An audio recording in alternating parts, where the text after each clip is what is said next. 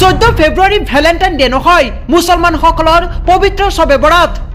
এইবাৰ 14 ফেব্ৰুৱাৰীত মুছলমানসকলে পালন কৰিব পবিত্ৰ শবে বৰাত।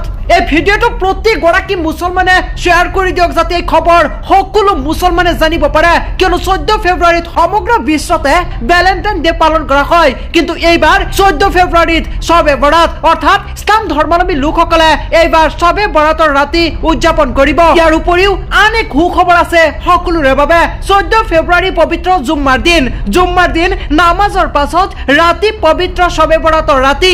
আৰু খবৰটো শুনাৰ লগে লগে আপুনি এগৰাকী মুছলমান হিচাপে কমেন্টত মাশাআল্লাহ বুলি লিখক। 14 ফেব্ৰুৱাৰীৰ দিনা সমগ্ৰ বিশ্বতে ভ্যালেন্টাইন ডে পালন কৰা হয়, কিয়নো এইবাৰ 14 ফেব্ৰুৱাৰী আৰু ফেব্ৰুৱাৰী মাহটোক প্ৰেমৰ মাহ বুলিও গণ্য কৰা হয়।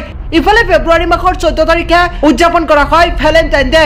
যুগ যুগ ধৰি চলি আহিছে 14 ফেব্ৰুৱাৰীৰ দিনা ভ্যালেন্টাইন ডে। ইছলাম ধৰ্মাৱলম্বী লোকসকলৰ বাবে 14 ফেব্ৰুৱাৰী ভ্যালেন্টাইন ডে সম্পূৰ্ণৰূপে নিষিদ্ধ। সমান্তৰালভাৱে এইবাৰৰ 14 ফেব্ৰুৱাৰী ইছলাম ধৰ্মাৱলম্বী লোকসকলে দিনৰ ভাগত জুম্মাৰ নামাজ আদায় কৰি ৰাতি শবে বৰাত পালন কৰিব, অৰ্থাৎ শবে বৰাতৰ নামাজ পঢ়িব ইছলাম ধৰ্মাৱলম্বী লোকসকলে।